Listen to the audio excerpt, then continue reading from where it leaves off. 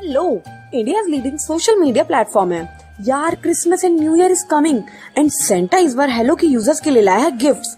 अब दोस्तों से तो एक्सपेक्ट कर नहीं सकते, हेलो पे ही मिलेगा सेंटा से सबसे बड़ा gift. Play Christmas and 2020 cash dhamaka और जीती amazing prizes on Paytm daily 1 जनवरी तक। पार्टिसिपेट करने के लिए download hello app and play Hello 2020 and get a chance to win fancy motorbike and smartphone daily prizes 2 crore तक के हैं। तो I am expecting something big bro। मैं तो पार्टिसिपेट कर रही हूँ, तो देर किस बात की है? आप भी जाइए और डाउनलोड कीजिए हेलो ऐप एंड कीजिए पार्टिसिपेट। लिंक डिस्क्रिप्शन में है। Thank you. एक गांव में टिंकू अपनी पत्नी के साथ रहता था। रात होते ही उसके घर में कुछ अजीब अजीब सी आवाजें आने लगती थी। अजी सुनिए ना, देखिए ना, वो डरावनी डरावनी आवाजें फिर से आने लगी हैं। उठिए ना अजी, उठिए ना। क्या हुआ रेशमा? अजी देखिए ना, जमीन के अंदर से फिर से किसी के चीखने की आवाजें आ रही हैं। रोज रात होते ही ये आवाजें आने लगती हैं। आप कुछ कीजिए ना, इतने डर के माहौल में मैं नहीं रह सकती। ठीक है, मैं सुबह होते ही ये जमीन खुदवा कर देखता हूँ, आखिर माजरा क्या है। अभी तुम सो जाओ, रात बहुत हो गई है।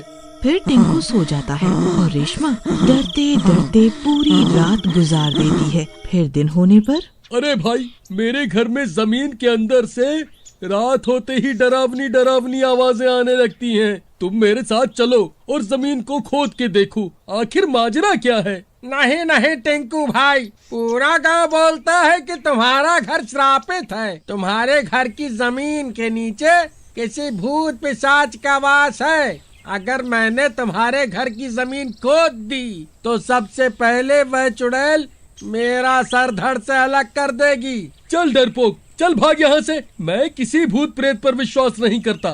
फिर टिंकू वापस अपने घर की ओर चल देता है। फिर रात होने पर टिंकू और रेशमा सो रहे होते हैं। तभी वो डरावनी डरावनी आवाजें आने लगती हैं और रेशमा की नींद खुल जाती है।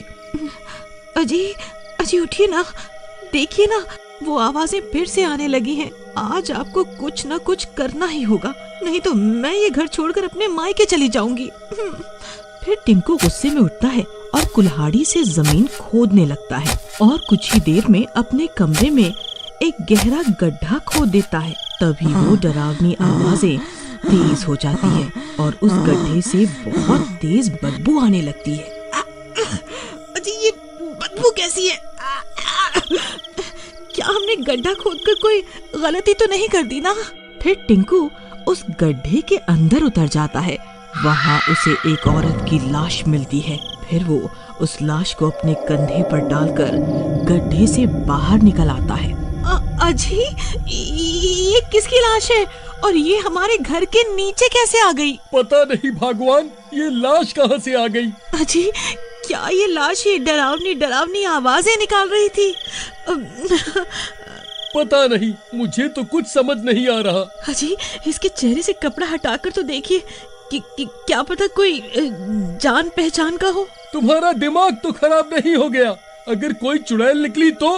मैंने आपसे बड़ा डरपोक अपनी जिंदगी में नहीं देखा, जो एक लाश से भी डर रहा है। फिर रेशमा उस लाश के चेहरे से कपड़ा हटा देती है और उसकी आंखें फटी की फटी रह जाती है। वो एक चुड़ैल होती है। अरे मर गई रे अजी, ये तो कोई चुड़ैल की लाश है। कहीं हमने इसे बाहर निकालकर कोई गलती तो नहीं कर दी? मुझे बहुत डर लग रहा है जी, कहीं ये जाग न जाए। फिर टिंकू उस लाश को उठाकर वापस गड्ढे में फेंक देता है। भगवान, हमें अब और यहाँ नहीं रुकना चाहिए। चलो जल्दी यहाँ से निकलते हैं। अरे भागो रे, अपनी जान बचाकर भागो रे। फिर जैसे ही टिंकू भागने लगता है, वो लाश टिंकू की टांग पकड़ लेती है। अरे मर गया रे। अरे प्रीतम, मेरे लिए रुको, इस कमबख्त ने मेरी टांग पकड़ ली है। अब मैं क्या करूं? अरे चुड़ैल जी, मुझे छोड़ दो। आप ये घर ले लो, हम दोनों ये घर छोड़कर चले जाएंगे। आज से आप ही इस घर की मालकिन है, बस मुझे छोड़ दो। अरे मर गया रे।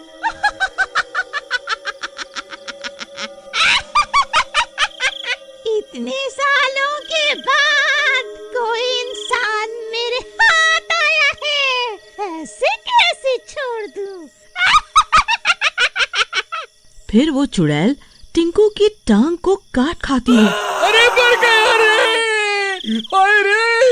ये नास मिटी चुड़ैल ने तो मेरी टांग पर काट लिया।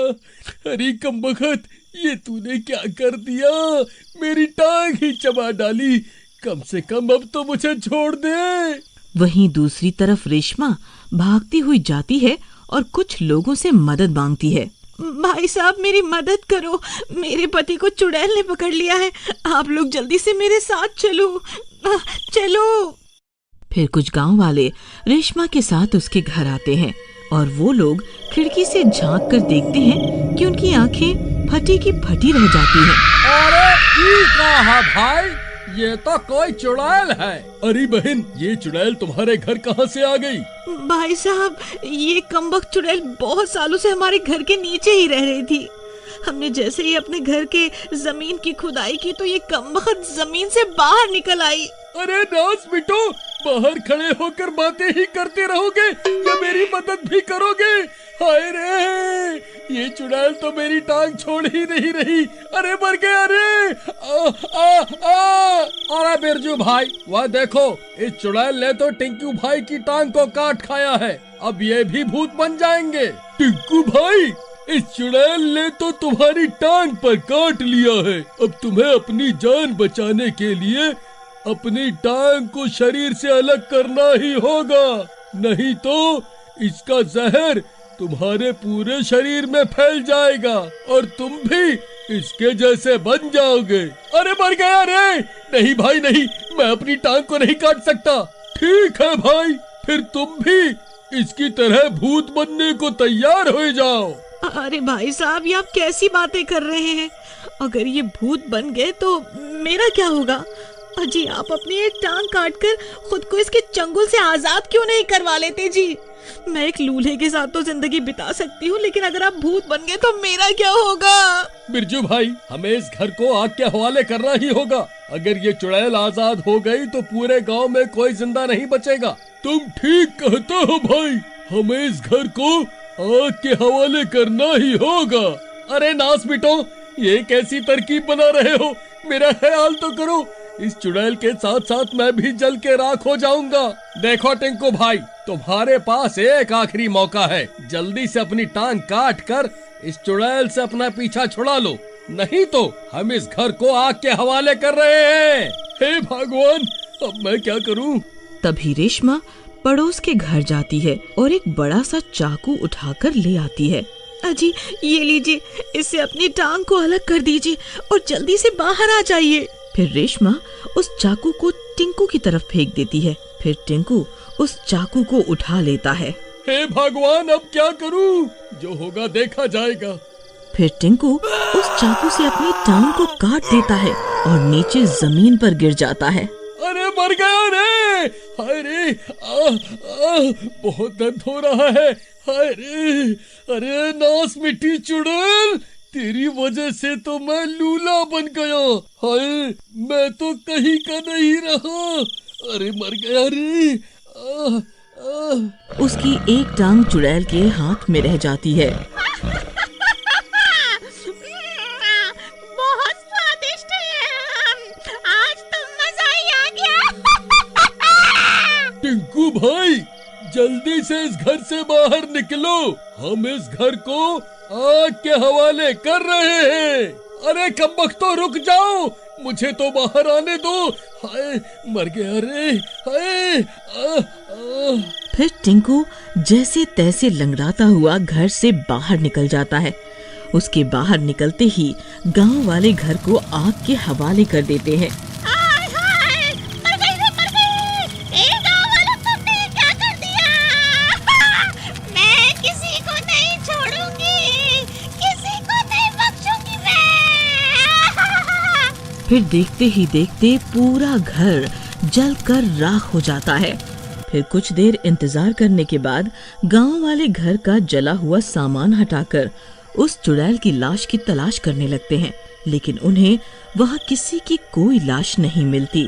बस जमीन में एक गहरा गड्ढा मिलता है। अरे भाई, ये तो वही गड्ढा है जो मैंने खोदा था, लेकिन उस चुड़ैल की लाश कहाँ गई? भाई मुझे लागत है वह चुड़ैल वापस इसी गड्ढे में घुस गई है। चलो हम इस गड्ढे को बंद कर देते हैं। फिर वो लोग घर के जले हुए सामान से गड्ढे को बंद कर देते हैं और वहाँ से चले जाते हैं।